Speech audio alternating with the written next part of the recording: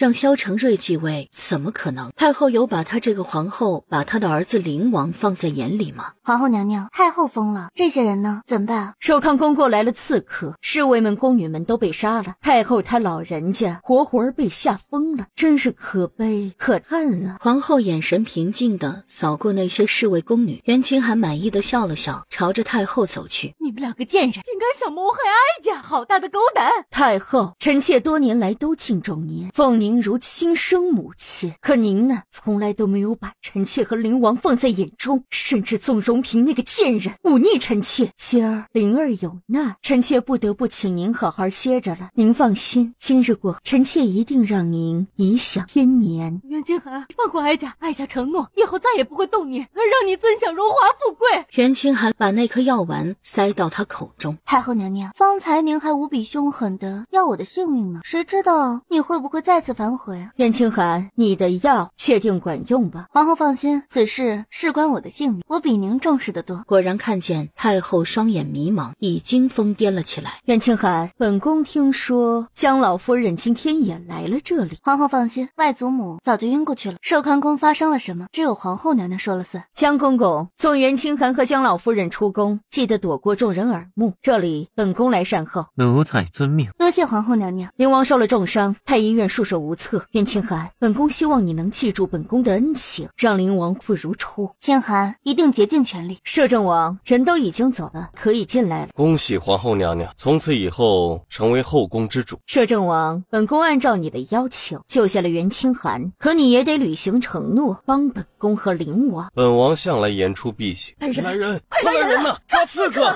大批侍卫冲到了寿康宫，皇后随便指了个方向。一个黑衣刺客刺杀太后，正巧被本宫撞见，快去追！明帝也匆匆而来，皇后看见他，眼中顿时溢满了泪水。皇上，臣妾无能，没能保护好太后。究竟怎么回事？皇上，臣妾听说灵王受伤，就来太后宫里，想让袁清寒去给灵王治伤，可没想到江老夫人和袁清寒已经离开，寿康宫里却是血腥一片。那刺客还想伤害臣妾，臣妾立刻呼救，那刺客听见动静，惊吓而走啊！封锁京城，一只苍蝇也不准飞出去。清寒，你没事吧？太后她怎么肯放过你？外祖母，宫里去了刺客，杀光了所有侍卫宫女，太后被吓傻了，我就带您逃了出来。您可不能对外乱说，否则皇上必然要怀疑我和将军府了。清寒，该不会是你做的吧？外祖母，我哪里有那样的本事？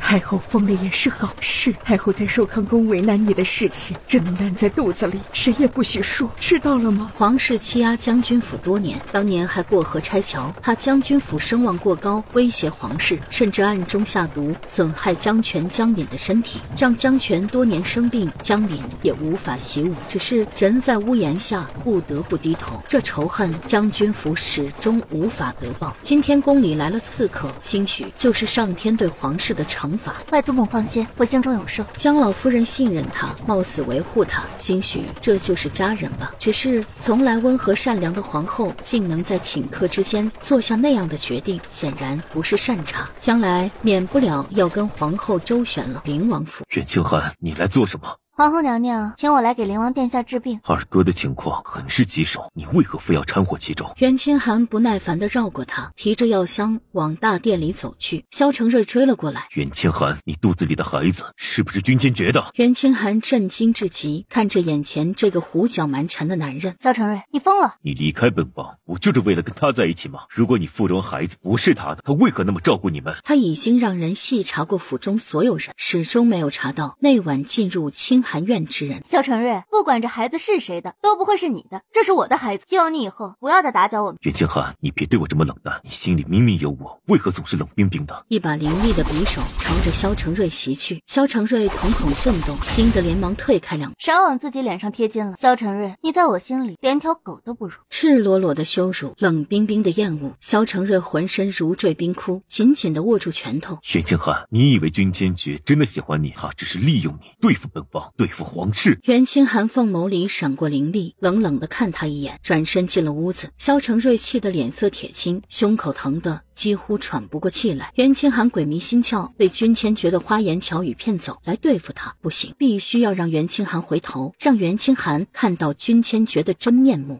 住手！袁姑娘，怎么了？药里被人下了毒，这药可是我亲自去抓、亲自熬的，究竟是谁这么无耻？这分明是铁了心的要害死灵王。嬷嬷，别生着。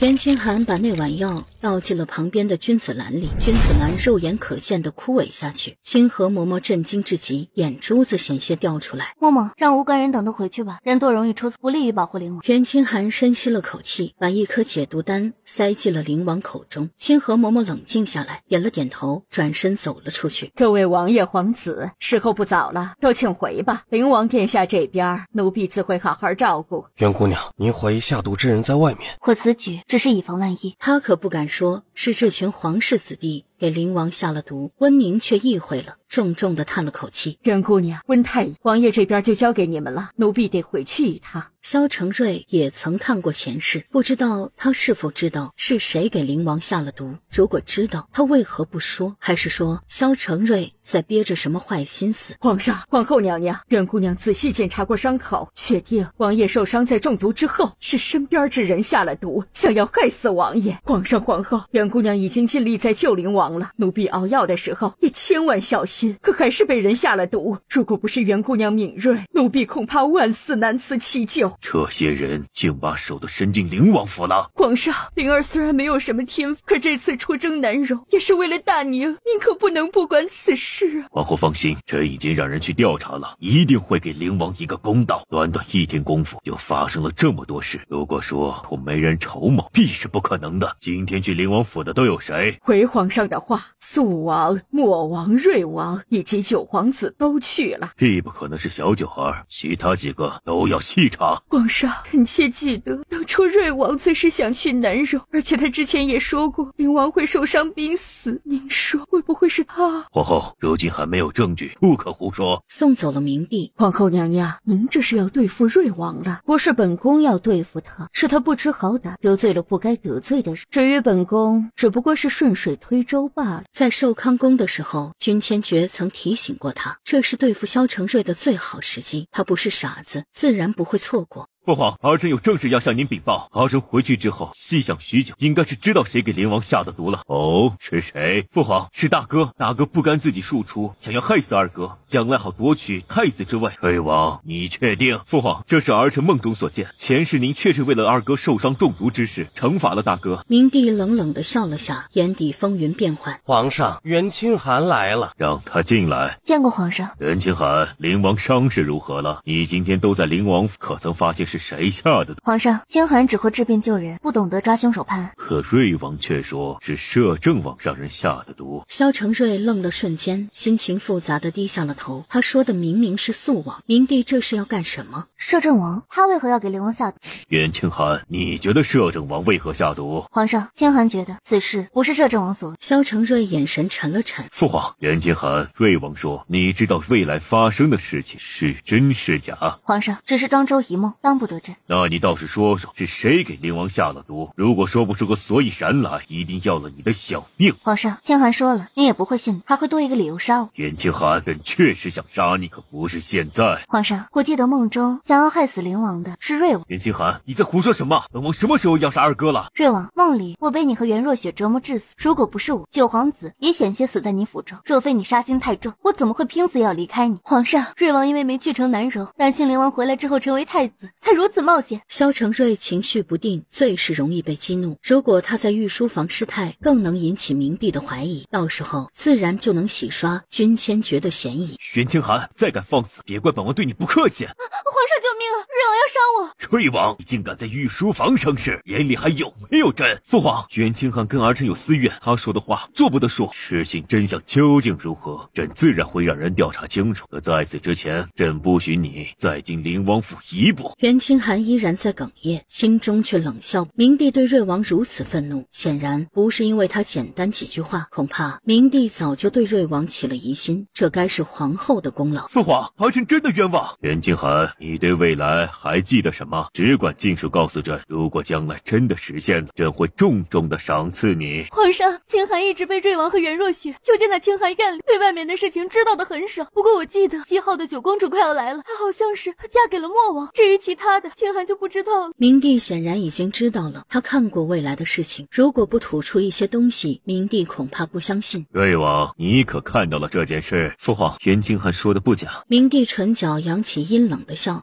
萧承瑞，你想干什么？袁清寒，本王对你这么好，处处为你着想，你竟如此对我。萧承瑞，你要是杀了我，皇上必然会对你心生疑心，到时候你就永远也当不上太子了。袁清寒，你还敢威胁本王？这不是威胁，而是事实。你杀了我，证明你心里有鬼，明帝岂会相信你？皇后和肃王、莫王也会趁机落井下石，让你永无翻身之地。你少说这些话来糊弄本王。袁清寒，你为何要陷害我？自然是为了你好。为了我好？你把本王当傻子不成？也是为了给你个教训，让你不要再打扰我。只要你答应不再纠缠我和孩子，我能帮助你登上皇位。袁清寒，你说的是真的？当然，我知道害得你被乱箭射死的人是谁。谁？萧承瑞，等我心情好了，我自然会告诉你。可如果你再敢威胁我，我一定会让你永远都活在恐惧之中。袁清寒，本王对你一直不错，是你一而再再而三的陷害我。萧承瑞，现在你也知道被误会、被陷害的滋味了，我只不过是让你感受一下而已。袁清寒恨他，似乎也在情理之中。皇上让我把知道的事情都写下来，必然也让你写了。萧承瑞，你要是想做太子，就按照我说的去办。萧承瑞脸色阴沉的离开了袁清寒的马车。灵王情况如何？三弟妹，宫里没有为难你吧？没有，如今灵王命悬一线，还需要我救助呢。袁姑娘，我知道你是一个好姑娘，如果这次你治好了我家王爷，将来我一定竭尽全力帮你，这本就是我应该做的。不过灵王妃端庄大度，知书达理，我倒是希望能跟灵王妃交个朋友。好，我就喜欢你这样的爽快人。灵王妃，皇上召唤我进宫，是为了调查谁给灵王下了毒。是。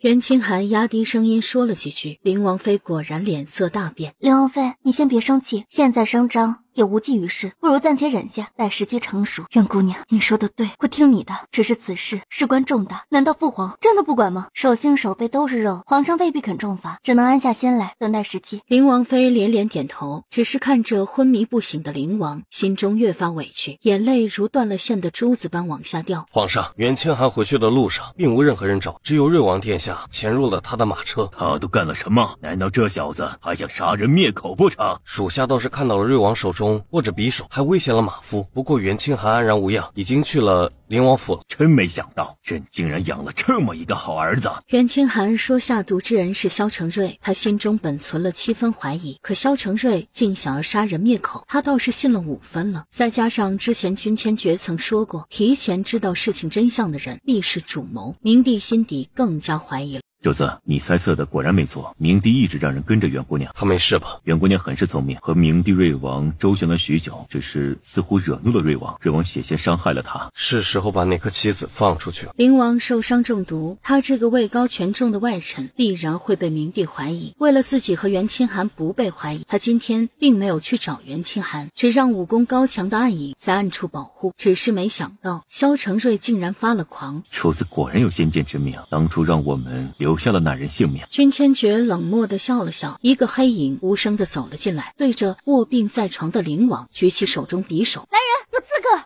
救命啊！有人想要杀王爷！那黑衣人朝着灵王妃扬起了手中匕首。住手！灵王妃惊慌之下跌了一跤。杀！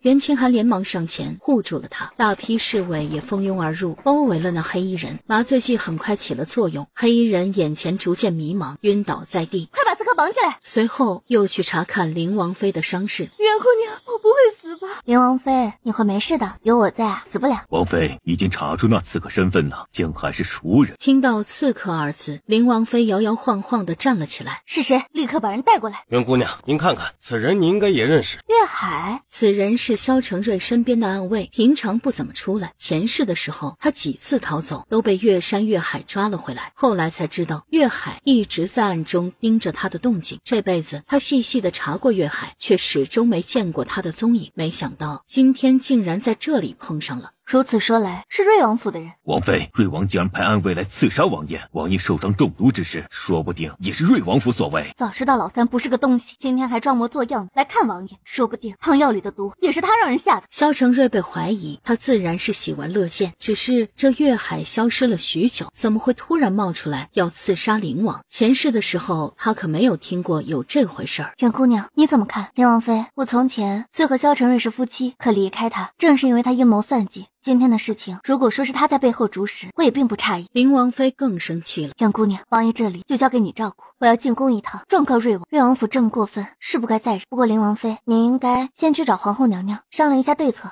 儿臣见过父皇母后，见过母嫔。二嫂，二哥怎么样了？老三，你还敢问我家王爷如何？你真的不知道吗？我怎么会知道？二嫂，我对天发誓，昨天的毒真的不是我下的。我昨天一直都跟大哥和袁清寒在一起，哪里有机会去下毒？即便毒不是你下的，可昨晚的刺客也是你派来的。瑞王，你可是我们家王爷的亲兄弟啊，他待你不薄啊，你为何要如此害他？昨晚灵王府还遭了刺客，你还真不知道？瑞王真是好演技，太后寿宴上，你若是不去唱一台大戏，恐怕都是缺憾。母后，你也怀疑儿臣？皇后娘娘，瑞儿和灵王关系向来很好的，怎么可能会派刺客杀他？那月海必定是受人指使来陷害瑞王的。父皇母后，月海已经消失了很久，他跟我瑞王府早已没了关系。瑞王，你说的倒是轻巧，月海是你瑞王府的人，出了事情你就一推了之。来人，把月海带上来，让他自己说到底是谁指使他去刺杀灵王的。月海，你还不肯招吗？月海，这么多天来你去哪儿了？为何要去刺杀灵王？他紧紧地皱着眉，似乎在努力回忆什么。王爷，不是您让属下去的吗？萧承瑞的眼睛瞬间瞪得跟鸡蛋一样，愤怒地起身，重重踹了月海一脚。胡言乱语！本王何时让你去刺杀灵王了？到底是谁在背后指使你？月海跪在地上，神色痛苦地喃喃自语。王爷，属下对您忠心耿耿，是您让属下去执行任务。拼命回忆着发生过什么事情，可无论他怎么努力，大脑里都是一片空白。萧承瑞气得汗毛竖立，他抬头看向目光冰冷的明帝皇后，深深地觉得自己似乎深陷在阴谋之中。父皇，儿臣真的没让月海去行刺，月海消失了很久，必然是换了新主子。瑞王人证物证都在，还想狡辩？看来朕对你的惩罚轻了。萧承瑞急得一头是汗，只觉得有口难辩。父皇，儿臣真的是冤枉的，父王给儿臣3天时间，儿臣一定把真相给查出来。真相？瑞王所谓的真相，该不会是随便找个替罪羊吧？父皇，您今天如果不严惩瑞王，将来诸位王爷皇子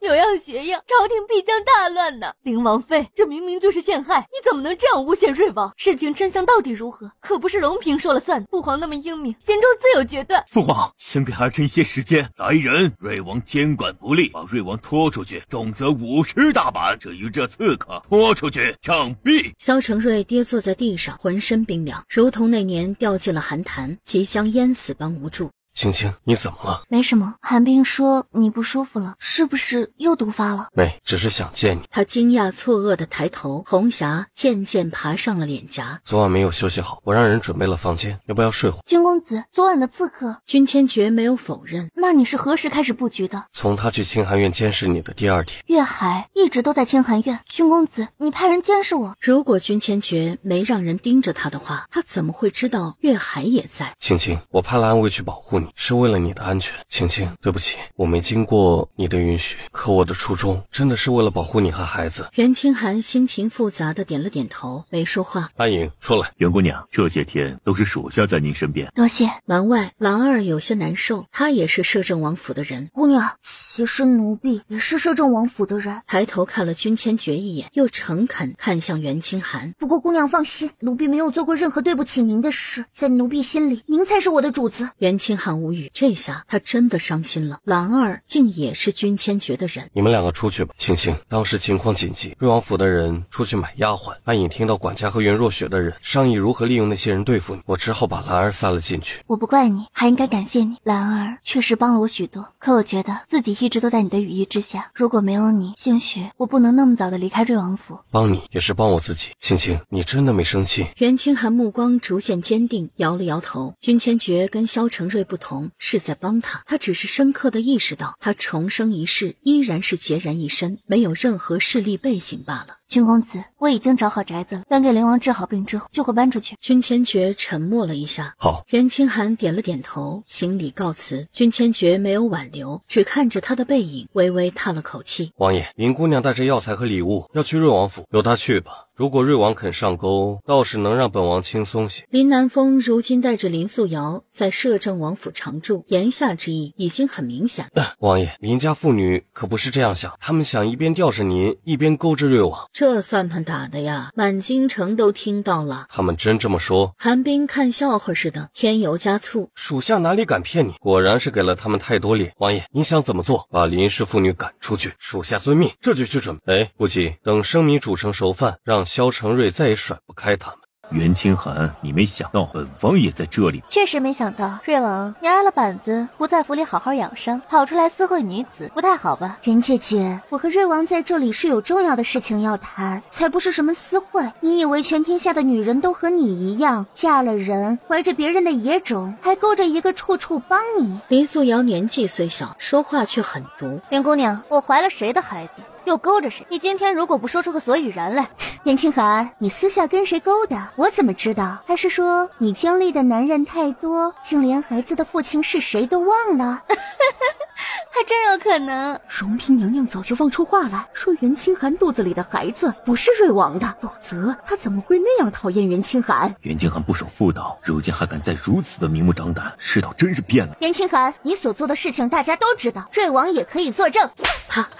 瑞王殿下，您看这个恶毒的女人多嚣张！光天化日之下打人，袁清寒，你可真是越来越放肆了。放肆吗？她一嘴胡言秽语，教训教训她怎么了？还是说瑞王你心疼呢？林姑娘，你这点招数我见得多了，都是袁若雪玩剩下，只是可惜你容貌不及她，手段更是相差甚远。袁姐姐，我不知道你什么意思，你先前用人质威胁我，现在又提起袁若雪、瑞王、七皇子，如果有一天瑶瑶不幸遇难，你们一定要替我做主，一定是袁清寒害了我。凤无邪负手而立，站在一边看热闹许久。错了，林姑娘，如果有一天你遇难，一定是贱死的。林素瑶娇躯一震，不可置信地看着凤无邪。袁清寒扑哧一笑，没想到这凤无邪倒是有点意思。七皇子，你不知道袁清寒本性，不要被他迷惑了。没想到他最觉得愧对的那个人，就是害他的幕后主使。瑞王，我就喜欢袁姑娘这样的。至于这娇娇弱弱的林姑娘，就留给您吧。本王和林姑娘只是朋友关系，袁清寒纯属血口喷人。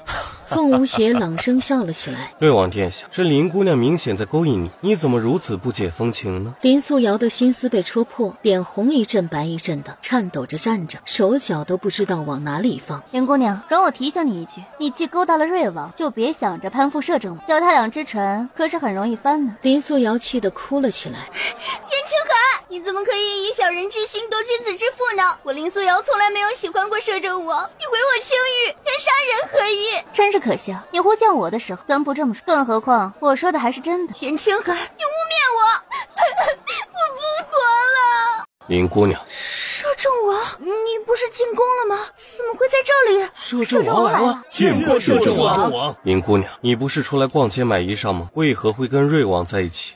千珏哥哥，我和瑞王只是偶遇。本王看来就那么愚蠢好骗。千珏哥哥，我不是那个意思。君千珏冰冷厌恶的眼神扫过去，林素瑶立刻吓得动也不敢动了。今天晨起，林伯父还让本王娶你，现在看来倒也不必。千珏哥哥，我错了，我真的知道错了。当年林家是帮过我，可这些年本王也回馈了林家许多。林姑娘，按理来说本王早已经不欠你们妇女，可还是让你们住进摄政王府，只是本王绝不允许你这样生性浪荡、颠倒黑白的女人再在王府。您这是让我们搬出去？本王有空宅子，你和林伯父可以搬过去，从此以后无拘无束。可我不想搬走。由不得你，送林姑娘回去，另外带着他们父女二人搬家。林姑娘，咱们回吧。林姑娘怎么不大乐意的样子？是不是因为美梦破碎，无法脚踏两只船？袁清寒，再敢侮辱我，我就死给你看！林素瑶，你自己做了什么？自己心底有数。这几天你偷偷来往在摄政王和瑞王府之间，真当本王是瞎子？说完，他扬了扬下巴，韩冰立刻会意。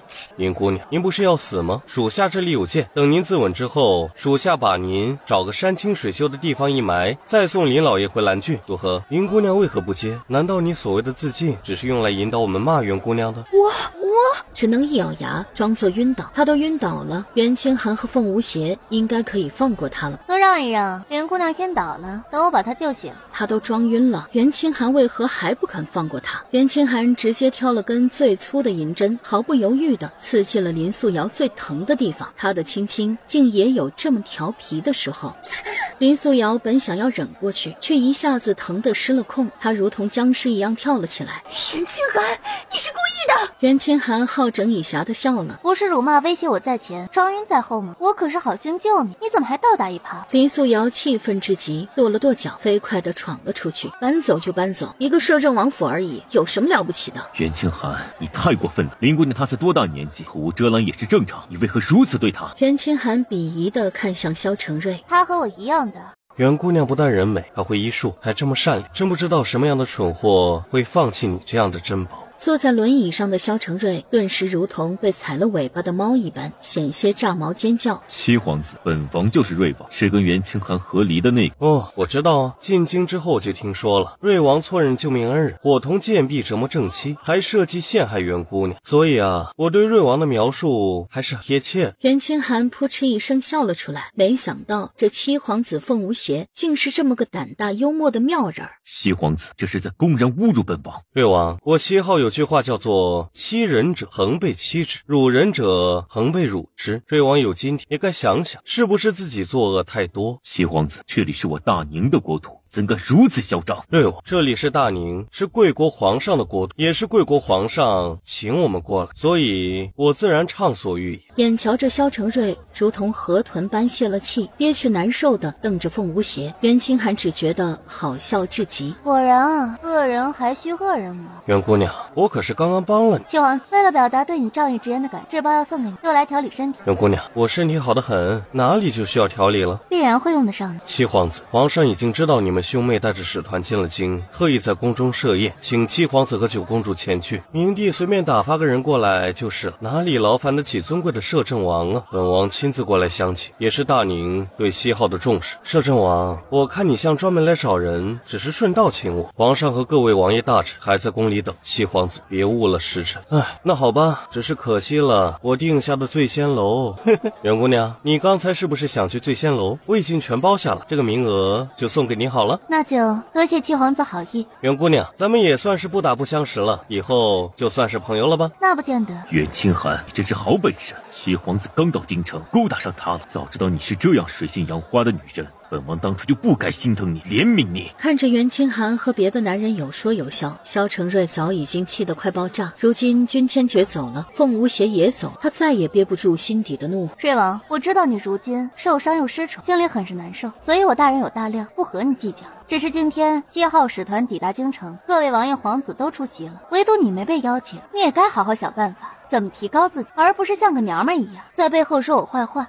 想到凤无邪骂他蠢货，袁清寒说他像个娘们儿，哇的吐出一口血来。王爷，你没事吧？萧承瑞气息奄奄，两眼一黑，晕了过去。袁姑娘，我家王爷晕倒了。关我何事？袁姑娘，是前王妃，又是你把王爷气晕过去的，怎么就不关你的事？既然我是前瑞王妃，我们两个人之间早就已经没有瓜葛，被我气晕那更是不可能。七皇子的话可比我的难听多了，不如你去宫里找七皇子，让他来负责。袁姑娘，我家王爷待你不薄，你怎么能如此狠心？袁清寒眼底寒意升起，你这样无情，就不怕外面人说你心狠毒辣吗？滚出去！你听我家姑娘说了不救，你算个什么东西？你也敢来教我家姑娘做事？滚！主仆两人对视一眼，又笑了。萧承瑞吐血昏迷，他死了更好。对于萧承瑞，袁清寒已经没有任何同情和怜悯了。他明明知道事情真相，还纵容林素瑶那样胡说八道，污蔑自己，简直是罪不可赦。姑娘，你说这瑞王怎么这么傻？那林姑娘明明是比较用心接近他，他怎么还沉迷其中，看不清真相啊？可我改不了吃屎而已。萧承瑞不是第一次在女人身上犯迷糊，当初的袁若雪他也是如此，只看那一张干净无辜的脸就完完全全的相信他。如今这林素瑶虽在相貌上不如袁若雪，可贵在一双眼睛清澈透亮，眉眼里又透着青涩，正是萧承瑞喜欢的类型。他一腔热血的信了林素瑶，像条狗一样反过来攀咬袁清寒，真是可笑。想到大宁的将来，袁清寒突然有些庆幸，幸而有君千珏在，否则就凭萧承瑞这样的歪瓜裂枣，早晚会把大宁断送。七皇子，原本以为西号使团过几天才能到京城，没想到你们竟来得这样快。自然是为了早日拜见皇上伟大圣言，领略大宁的风土人情。这小子不是挺会说话的吗？看来刚才在醉仙楼是故意气瑞王，倒是有点意思。明帝果然被哄得眉开眼笑。你们这一路上可辛苦，朕听说贵国九公主也来了，怎么不见公主？回皇上的话，九妹精心给太后准备了寿礼，要等太后寿辰那天才能露面。九公主如此有心，太后知道了必定欣慰，都落座吧。太后如今疯疯癫癫，见人就怕，哪里能见西号使团？到时候怕是要把大宁的脸都丢光了。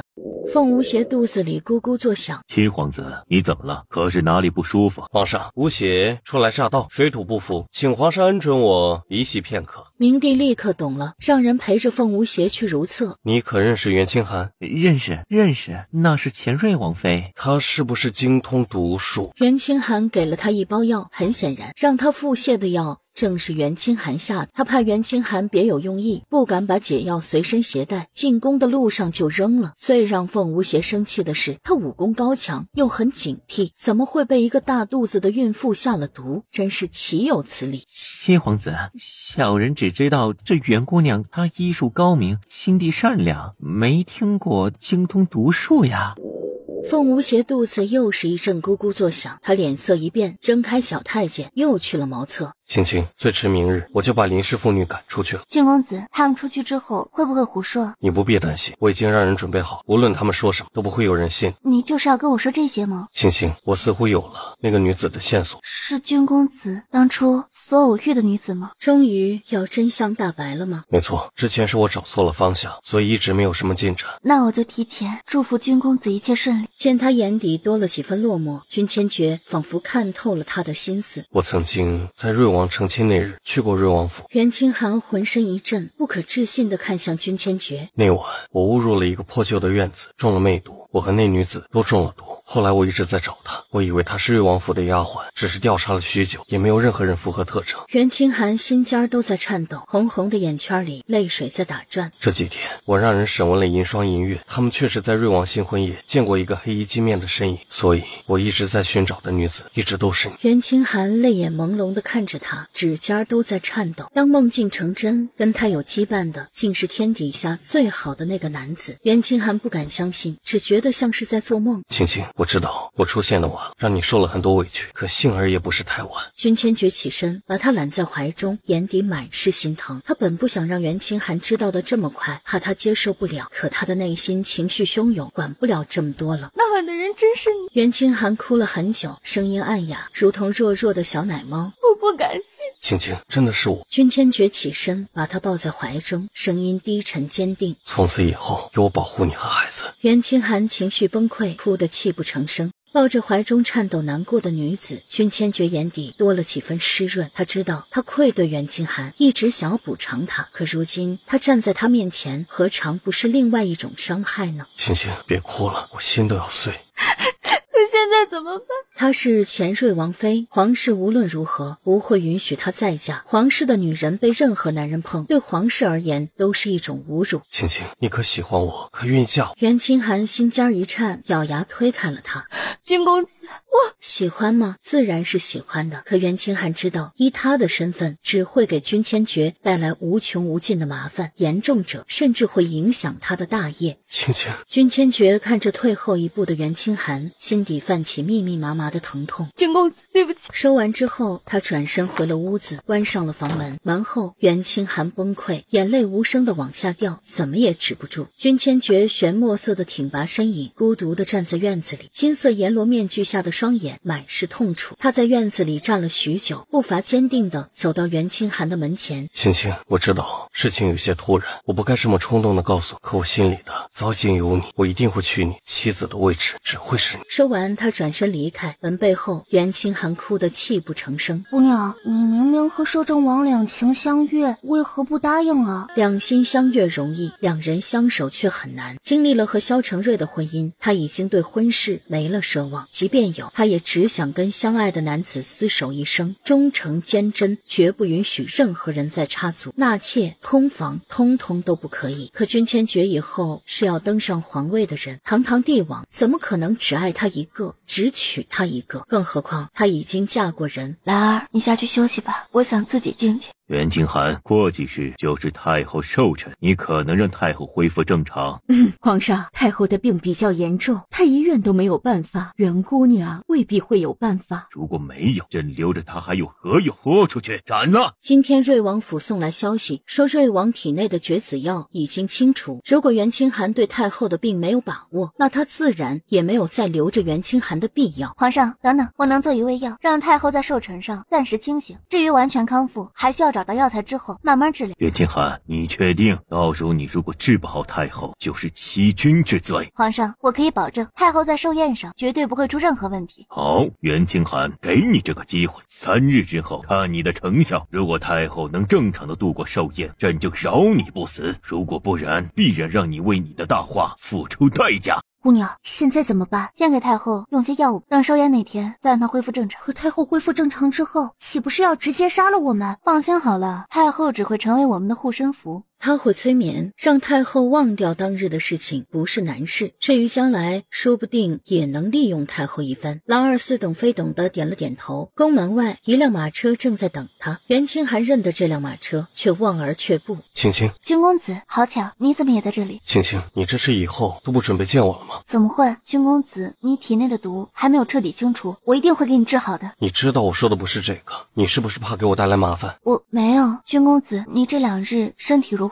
不是很好。袁清寒立刻紧张了起来。我之前已经让宫里再找最后的2味药了，为了救太后，他们必然竭尽全力，很快体内的噬腥毒就能清除。君千珏微微颔首。青青，你还是关心我的。上车，我是来接你回府。见袁清寒如临大敌，浑身都紧张起来。给我治病。袁清寒脸色绯红。青青，你有没有想我？如果你不喜欢我，对我就只有反感，可你明明也对我有情。我没有，君公子，你不要胡说。该死，他怎么也没有想到，平日里冷酷无情的君千珏会一改常态，如此撩人。真的没有吗？他不知所措地看着君千珏，如同受惊的小鹿，惹人怜爱。君千珏的心脏在胸腔里扑通扑通直跳，深邃漆黑的眸子里晦暗一片。青青，你是我的，不管将来现在都是。他把袁清寒抱在怀中，感受着他纤细柔软的身体，本来冰冷坚硬的内心已经化成了水。我费尽周折才找到你，就绝对不会再放手。袁清寒紧紧咬着下唇，在他那温暖宽阔的怀抱里放松下来。他多想沉溺在他怀里，哪怕一刻足矣。这一瞬，他不愿去想别的，什么阴谋诡计，什么深仇大恨，什么艰难险阻，他只希望时间静止在这一瞬，他只想抛开一切，就这样不顾后果。王爷，王府到了。君千珏眉头不悦地拧了起来。袁清寒面红耳赤地起身，缓缓地下了马车。君公子，现在满京城都是对你不利的流言，凌素瑶去了瑞王府，说不定要跟萧承瑞沆瀣一气。青青，你在担心我吗？他只好点了点头，刚刚冷静下来的脸颊又红了起来。青青，我都安排好了，他们翻不起什么大风浪。可凌素瑶毕竟有瑞王在身后，他已经自身难保，不会有功夫再去管林家的事。那些欺负过你的人，我会让他们一一付出代价。我相信你。